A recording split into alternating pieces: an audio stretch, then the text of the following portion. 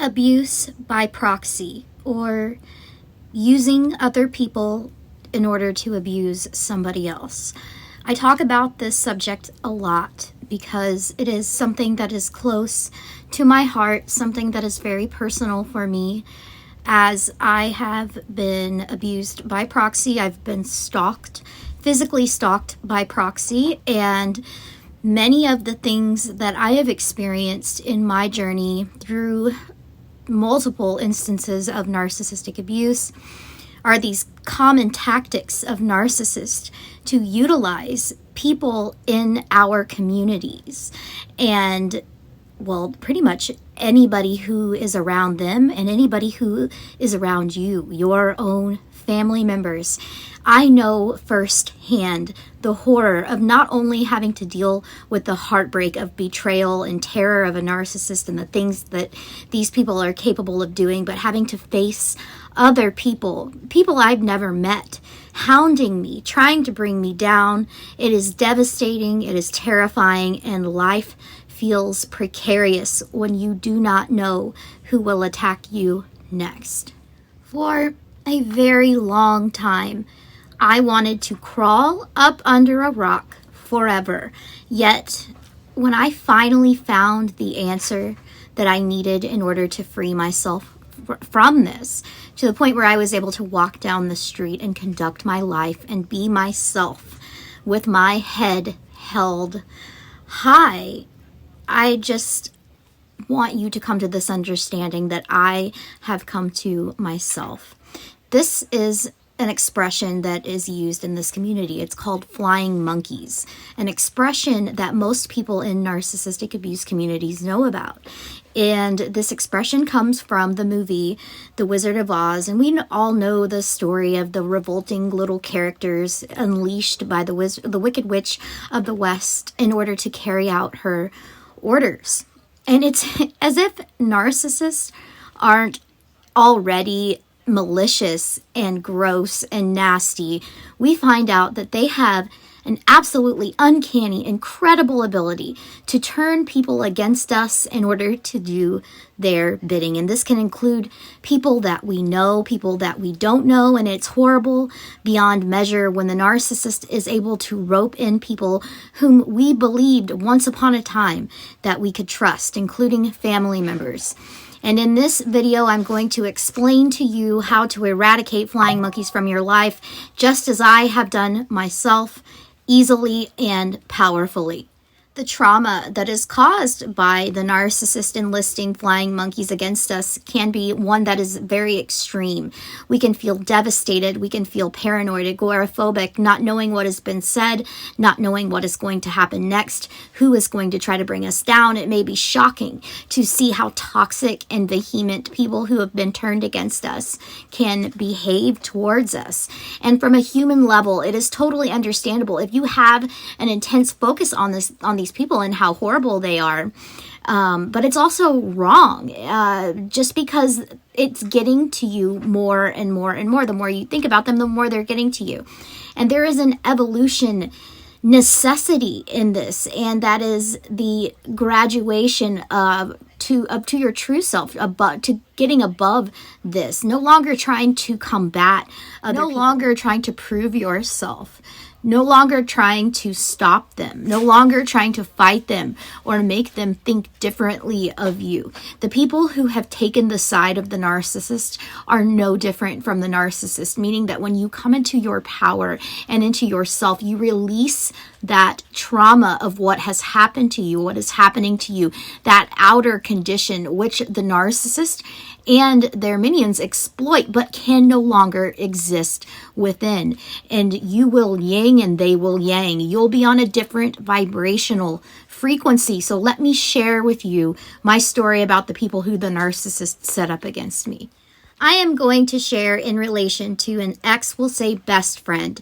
I originally introduced my best friend to the narcissist, who then grabbed this person and turned them against me.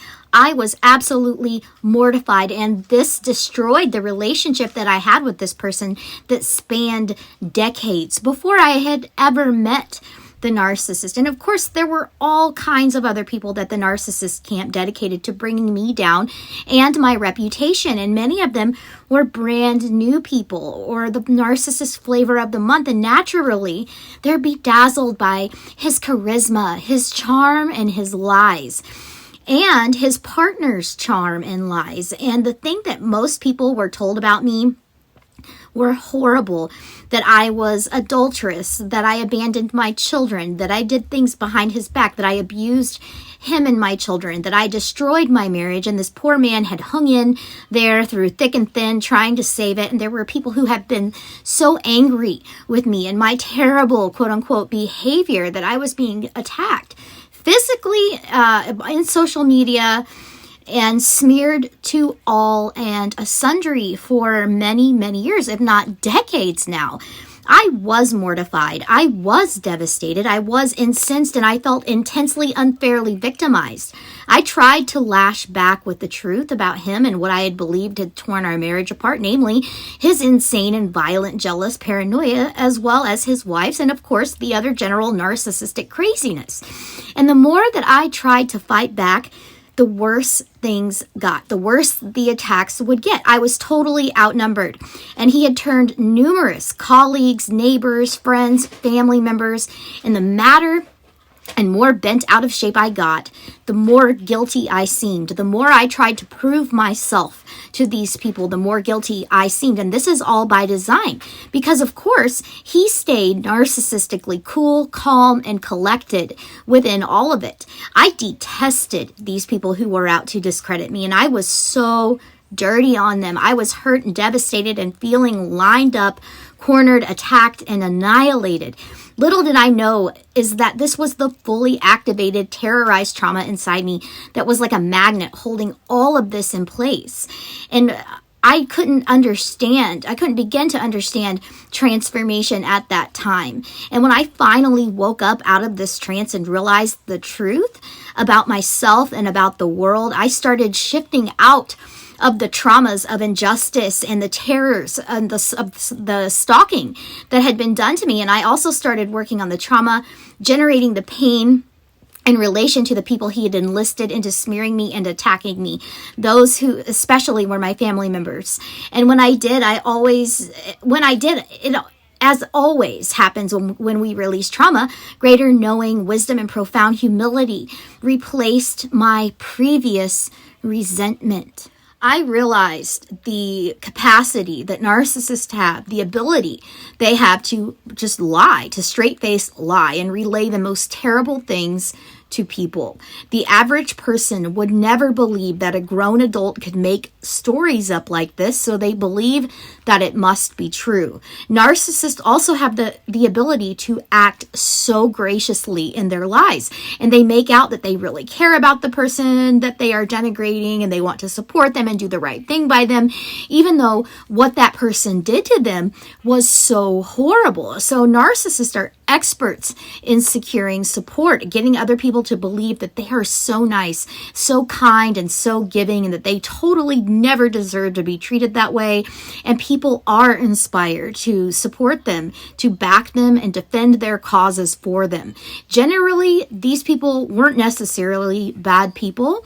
We've seen them and judged them as flying monkeys, as being ugly, hideous, evil creatures with gnarling teeth and black hearts, yet they aren't. They are actually people like you and me, people who have been hoodwinked, abused, manipulated, and used as pawns. If these people are close enough to the narcissist, they will often be next on the narcissist list, pulled in, secured as narcissistic supply, and then devalued and discarded just like the rest of us. They too will find motion lined up against them. Truly, there are two types of people in this world, the conscious and the unconscious. Those who are awakened to know the truth of life from the inside out and are efforting to live their life as their true self, and those who are living a life driven by fear and their still existing internal traumas, trying to control the outside and what other people think of them. The narcissist game is a playground for people who are still asleep, people who are still unconscious, because everybody involved has not woken up yet. And when we become conscious, we let go and we pull away away and we detach and we come into our own bodies and make it about releasing our own trauma, then the narcissistic abuse trauma and all of the narcissistic abuse attacks dissolve. And if something in our life is still attached and hurting us, then we have not reached that conscious point yet. We haven't learned what it is, what this pain is here to teach us. And the people who do the narcissist bidding are the same, unconscious to the fact that they are being manipulated and used. And we may even think that these people are narcissists themselves, but really, what would a narcissist have to gain by fighting somebody else's battle? Nothing. Why would he or she be bothered? And a narcissist is much more interested in securing their own agendas rather than somebody else's. So a narcissist has to be economical because their life is a vital balancing act between the energy they have to expend getting narcissistic supply and the amount of supply they get as a payoff. They simply do not waste time and energy if there is not a personal payoff there because they can't afford to. So, shifting out of this trauma, from this trauma surrounding how other people regarded me and the people who were enlisted to act against me, another wisdom entered in to fill the space where the trauma had previously been. And I had finally profoundly realized that I used to be a flying monkey myself. I believed the narcissist's lies, and I had gone to bat to defend him, thinking that this poor, giving, loving, incredible man had been so hard up and terribly treated. And I had defended him, and I remember attacking people on his behalf too, and I realized I was so passionate about this because of my still existing wounds of injustice that I needed to sort somebody else's business out. Did this make me evil? No. Did this mean that I was broken, unconscious, and needed to heal my inner being? Yes, absolutely. I stopped hating them, I stopped labeling them, and I stopped feeling terrible about them.